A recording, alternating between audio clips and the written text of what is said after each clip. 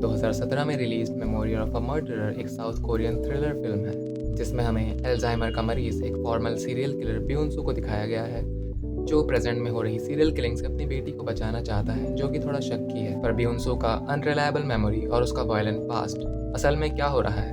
Korean industry बहुत माहिर है सीरियल किलिंग्स के ऊपर मूवीज बनाने में और ये मूवी उस कैटेगरी में फिट बैठती है। आप खुद सोचिए, एक एमनीजिया से पीड़ित सीरियल किलर जो अपने पास्ट को पीछे छोड़कर अपनी बेटी का ख्याल रखना चाहता है। मूवी का ये सेटअप मुझे काफ़ी बढ़िया लगा। जब मैंने ये मूवी देखी थी तब मैं बहुत इम्प्रेस हो गया था। मूवी मेल लीड से स्टार्ट होती है और आधी मूवी उसके डिमेंशिया के दिनों को दिखाती रहती है। पर कुछ ऐसे मोमेंट्स हैं जिसमें उसे पता रहता है कि वो अपनी मेमोरी खोने वाला है और इस मूवी में ये चीज़ दिखाया गया है, जैसे उसकी आंखों का फड़कना या फिर कैमरा एंगल में शिफ्ट होना। इस मूवी का कैमरा वर्क इस मूवी को और भी ज़्यादा स्टोरी टेलिंग बना देता है। अगर आपने मेमेंटो देखी होगी तो हम मेमेंटो और मूवी के मेन लीड ब्योन-सू को कंपेयर कर सकते हैं। जैसे मेमेंटो में वो अपने शरीर पर लिखकर अपनी सारी यादों को याद रखता था, वैसे ही इस मूवी में ब्योन-सू टेप रिकॉर्डिंग्स और नोट्स बनाकर अपनी सारी चीज़ों को याद रखता है।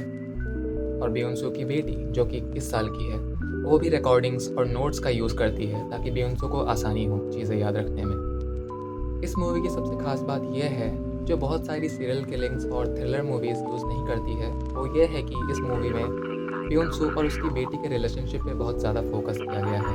इस मूवी में कई ऐसे सुंदर सीन्स हैं जिसमें हमें ब्योन-सू और उसकी बेटी को बस बैठकर बात करते हुए दिखाया गया है, या फिर उसकी बेटी उसका बाल काट रही होती है और वो हमेशा कहता रहता है कि उसकी बेटी को उसे छोड़ देना चाहिए और उसकी बेटी हमेशा उसे छोड़ने से मना करती रहती है। ये कोई टिपिकल सीरियल किलर मूवी नहीं है क्योंकि हमें शुरू में ऐसा लगता है कि जैसे हमें पता होगा कि ये सब किसने किया है, पर उसके तुरंत बाद ही प्लॉट चेंज हो जाता है। मूवी पास्ट और प्रेजेंट में जंप करती रहती है और ये देखकर हमें ऐसा लगता है कि जैसे मूवी का कोई फ्लो नहीं है, बट बहुत ही जल्द हमें ये समझ में आ जाता है कि ये सब ब्योन-सू का एक कैरेक्टर स्टडी था। हम मूवी में हो रहे प्रेजेंट की किलिंग्स को देखते हैं और हमारे सामने पुराने मिस्ट्रीज भी रख दिए जाते हैं जिसे धीरे धीरे मेन लीड अनकवर कर रहा है और ये देखना बहुत फैसिनेटिंग लगता है। इस मूवी में हम बार बार ब्योन-सू के पास्ट और प्रेजेंट में जंप करते रहते हैं जिसमें रियल सीन्स भी है और इमेजिनेशन भी, पर हम फिर भी स्टोरी को फॉलो कर पाते हैं, जो कि ये दिखाता है कि मूवी का खुद को प्रेजेंट करने का तरीका कितना लाजवाब है। मूवी के डायरेक्टर बॉन्ग जिन-ह्यून, जिन्होंने कई मूवीज़ डायरेक्ट की है जो कि ज़्यादातर मैंने देखी नहीं है, बट वो बहुत एक्सपीरियंस्ड है, ये बात इस मूवी में खास पता चल जाती है। उन्होंने अपने करियर की शुरुआत एक स्टंट कोऑर्डिनेटर के रूप में शुरू किया था और इस मूवी में एक बहुत खूबसूरत एक्शन सीन भी है, पर यह मूवी जनरली ड्रामा और थ्रिलर में आती है। पर विकिपीडिया में इस मूवी को एक्शन थ्रिलर बताया गया है, पर मेरे लिए ये ड्रामा थ्रिलर ज़्यादा है क्योंकि ये मूवी के कैरेक्टर्स पे ज़्यादा फोकस करती है। मूवी की एक बात जो मुझे अच्छी नहीं लगी वो ये है कि मूवी का मेन लीड बहुत ज़्यादा लाइकेबल नहीं है, जो कि समझ आता है क्योंकि वो एक सीरियल किलर है। एज अ व्यूअर जब हम इस मूवी को देखते हैं तो हमें एम्पैथी फील नहीं होती, और इस मूवी में अल्जाइमर को एक बहुत डेवास्टेटिंग रूप में दिखाया गया है जो कि असली दुनिया में भी होता है। और सीन्स जिसमें मेन लीड अपनी मेमोरी खो देता है या फिर खोने वाला होता है वो बहुत हेल्पलेस फील करवाती है एज अ व्यूअर हमको।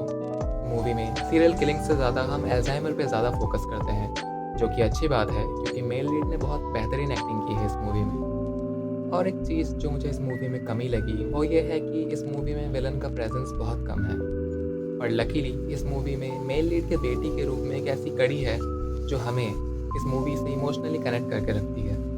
मैं इस मूवी को एक बहुत अच्छी मूवी बोलना चाहूँगा, बस आपको इस मूवी को सही नज़रिए से देखना होगा। जब मैंने इस मूवी को देखा था तो इसके प्लॉट, टर्न्स और प्रेमिस ने मुझे सच में सरप्राइज़ किया था। अगर आप चाहें तो इस मूवी को नेटफ्लिक्स से देख सकते हैं या फिर आपको पता है इस मूवी को आप कहाँ से देख सकते हैं। आज के लिए इतना ही, मिलते हैं अगली वीडियो में।